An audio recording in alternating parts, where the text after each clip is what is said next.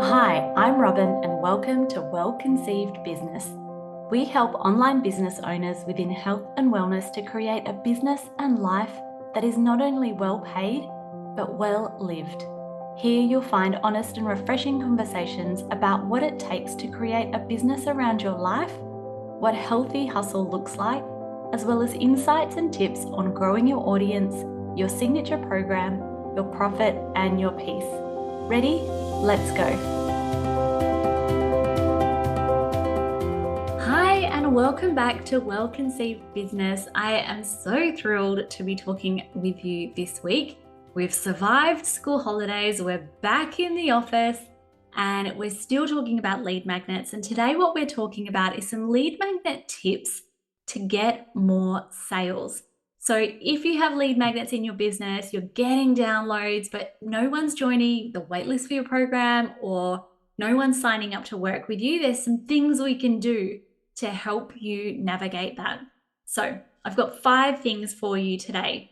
The first thing is to include a nurture sequence. So I'm sure that many of you have heard of what is a nurture sequence. If you haven't, then essentially what a nurture sequence is a series of 5 or more emails that someone will receive once they join your email list. And these are in addition to you should be sending a weekly email newsletter. So what you'll do is you'll typically have a general flow for those emails that they'll take. But towards the end of that sequence, you're going to want to have a call to action for people to work with you. And you may weave that through in certain ways. Now, there's quite a strategic way that you would put together a nurture sequence, but if you don't have one and all you're saying is here's the thing, and then having your weekly email newsletter and periodic launches, you might be missing the boat. So we can't assume that somebody who signs up to our list hasn't already been stalking us for the longest time. We can't assume that they know all about us. We can't assume that they know we're a business and not just, some random blogger. There's so much that we can't assume. So we have to let people know, like, this is who I am, this is what I do, this is how I can help you, this is why I'm a trusted authority, and paint that picture so they get to know us, they recognize who we are in their inbox, and that they're ready and able to work with us by going through this sequence. So it can be a series of 5 emails, it can be longer. I know some people who put together nurture sequences that are like 6 months long. So someone joins their email list and that, it may or may not be like once a week. So typically you'll do about 5 to 7 emails once a day. Then you might taper those off to once a week or even like once bi-weekly or once a month, but have strategic calls to action in there so that people keep hearing about you rather than you always having to do your email newsletter.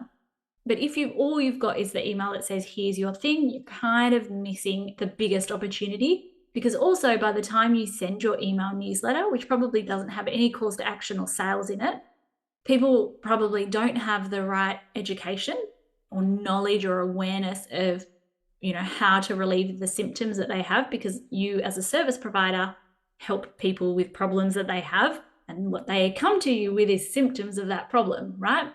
Potentially not a big understanding of exactly what the bigger issues are at play. So you have a bit of a job to do when they first get on your email list. They may have seen you randomly and not know you. So then if all you do is email them a week later, they may have forgotten about who you are. They'll be like, who is this name in my email inbox? If you're only sending email newsletters once a month, they can probably definitely not know who you are. So you want to include an email nurture sequence, and at least one point that needs to be a straight call to action that says, here's how you can work with me and how I can help you. The next one is include the details of your offer or how they can take action and work with you in the very first email. So typically the first email that they will receive is an email that says, here's the thing you asked for. You may have a PDF, you may have an audio file, you may have a printable of some sort, right? So the very first email, they'll enter their email, their name and their email address. Always collect people's names, by the way. Don't just collect email addresses. If you see something that says, hi, Robin, If you have in the title, I've put this together for you, Robin, people are going to be like, whoa, she knows me, right? They're so much more likely to open emails when you include personalization. If you never get those details, then how do you ever personalize that information to them? So in the very first email, they enter their details, they get an email that says, hey, here's the thing you've asked for. You will never in your entire relationship of sending emails with this person receive an email that has as big an open rate as that very first email, that sweet, sweet email. It's a disservice to them if you don't at least give them like a PS or anything in that first email about who you are, what you do, and how they can work with you. Because if they open no other email from you ever again, right? Like I said, you will have no other email that receives as big an open rate as the email that comes directly after they've signed up to your email list. So you want to at least include something. And also, it's a disservice to someone. Let's say they've been following you on Instagram for 2 years or listening to your podcast for 2 years. And by the way, happens. And then they finally get the guts to join your email list and they've kind of already convinced themselves that they're sold on you, that you're the person to help them. And then they go through a nurture sequence and they have to open all of the emails for like 8 days and wait around. Well, what if they were ready to work with you now? What if they were ready to take quick action? Like include it, right? So in that very first email, you want to at least include a little bit about this is who I work with, this is how I help them, and here's how you can learn more about that. So it doesn't have to be a big sales pitch, but it can at least be setting the tone, because I also like people to know from the get-go, I'm a service provider. And again, not I'm a blogger or just someone who does this for shits and giggles. Y'all, I'm a service provider, right? So set the tone, like just so you know, I provide a service and this is how I help people. So I love having that clarity right from the start. Interrupting the podcast ever so quickly to ask you a really important question. What would you do with 10 to 15 hours of free time each week? And if that sounds absolutely divine, make sure you download my part-time profit checklist. It's an essential checklist to help you get more done in less time, a list of more than 60 things that you can eliminate, automate, or delegate in your business so you can reclaim your time and your life. If that sounds like heaven to you, head to launcheasylife.com/time. Get your checklist now. That's launcheasylife.com/time. All right, back into the episode. So then the next thing kind of feeds into that. So something that I see people do a lot that you shouldn't do is don't include the link to the thing on the thank you page. So they enter their details and then the thank you is like a success message. Don't do that. You'll never be able to run Facebook ads with that. They should go to a custom thank you page, but the custom thank you page shouldn't be where you go, hey, here, grab it now, right? Download it now. The reason for that is because we want them to open that first email from us. We want them to start seeing our name in their email inbox. We want them to start recognizing that name. We want them to open that first email so they can learn about who we are, what we stand for, etc. We want them to start seeing us appear in their inbox and clicking on it and opening our emails. So if you send the thing on the thank you page, there's every opportunity that they'll just never open that first email, which is probably the most important one. So we want to train people to do that. Now, the other reason why we want to do that is the main purpose of giving a lead magnet is to get someone onto your email list. So at the point of the thank you page, you already have them on your email list. Check, you've achieved that goal.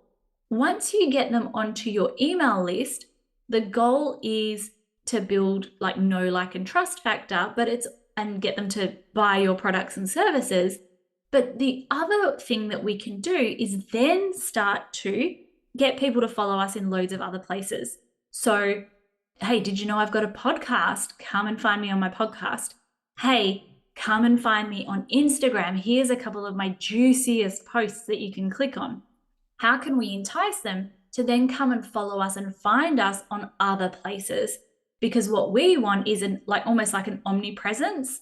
We want them to be following us in all the places, so that if we have a launch, if they see a message that we have, they see that in multiple different ways and formats. They're not going to, if they're just following us on Instagram, they're not on our email list or our podcast or anything, then they might miss out on that because they're only seeing us on Instagram and they weren't on Instagram that week. Versus if they're on Instagram and our email list and subscribe to our podcast, much easier for them to see that we have a product or service with the doors open or whatever it is, or that we've made a big change, we have an announcement, whatever. We want them to then follow us in all the different places. So on a thank you page, I highly encourage you to say, what is the next step after they get onto my email list, right? So you can also layer on things like what's called a tripwire product, which is a whole nother strategy. But what is the next step that I want them to take? And if that is coming to follow you somewhere else, make that the thank you page, right? Because you've got them now on the email address. They're going to get the thing. It's on the email that they receive, and we want them to open that email. So then the fourth thing that I encourage you to do is, again, if they skim through that first email and then open up your lead magnet and it's a PDF, especially, include some details about how to then take the next step with you on that PDF. So that might look like having, this is my program, join the wait list, and here's some testimonials about it. It might look like, hey, are you struggling with this problem? These are the ways that I can help. So including that on there, because after they read that lead magnet, hopefully they're in a better place. You might need your nurture sequence to do a little bit more work on a strategy level, but hopefully after they've gone and seen your lead magnet, then they're far more likely to work with you and be receptive to your products and services. So include that alongside social proof in the actual lead magnet itself. So we want them to be able to see that they can work with us and how they can take the next step with us. So then number 5 is to ensure that your lead magnet isn't just a here's this thing, ho hum, whatever, right? So you can have lead magnets that are just designed to be like checkout chocolates, like add to cart, like I'll take that. Or like when you go get free samples at the supermarket, like, yes, please, like huzzah, I'll definitely take that. You can definitely have lead magnets of that type, but you also need to have strategic lead magnets that have an intent to sell. And you then need to work backwards and reverse engineer that strategy back through your lead magnet and back through your social media. If you're not doing that, or you don't have that, you're missing out on a really big opportunity, because when we have a lead magnet, its job isn't just to increase our email list, but it's also to then help people learn how to work with us and why it's in their best interest to work with us. So it needs to be strategic. There needs to be a strategy behind it. If you are listening to this and you're like, I never knew this, I haven't done this, this isn't part of my strategy, I don't know what she's talking about, you might want to join Launch Easy Life, our online course. And Launch Easy Life is a course about how to create, deliver, and launch an exceptional online course. If in 2024 you want to create more time and create more product, maybe you're building your business and you're a mum and you're busy, you can only work part-time, or maybe even if you're working full-time and you feel drained by one-to-one, and you know that an online course is what you so deeply want to create in 2024. You want 2024 to be the year that the things start growing. You have more time that you can show up to social media, that you can live your life, that if your kids get sick, you're not rescheduling calls, or that you just actually have time to get stuff done in your business. That's what Launch Easy Life is all about. But what Launch Easy Life also shows you how to do is create lead magnets with an intent to sell, and what the strategy behind someone seeing you on social media through to buying your products and services is all about, including things like how to structure a work with me and a sales page. So it's a really in-depth program, And if you have a health or wellness business, particularly one that serves front-end people like women with their health and wellness, whether you're a life coach, a divorce coach, a Reiki practitioner, a chiropractor, dietitian, nutritionist, whatever it is, then this program could be incredible for you. If you want to learn more, you'll see in the show notes below how you can learn more about the program. But if you are listening to this in terms of lead magnets, maybe you're not getting enough lead magnet downloads, maybe people are downloading it, but you're just not enough people are joining your waitlist or buying or signing up to discovery calls, then maybe you want Launch Easy Life.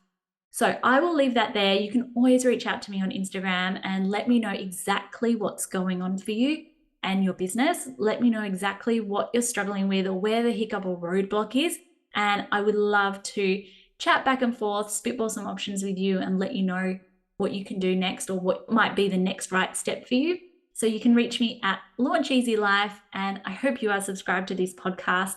We are dropping the value over the last couple of weeks and keeping it going. So make sure you're subscribed to the podcast to keep up with all of the juiciness. Bye for now.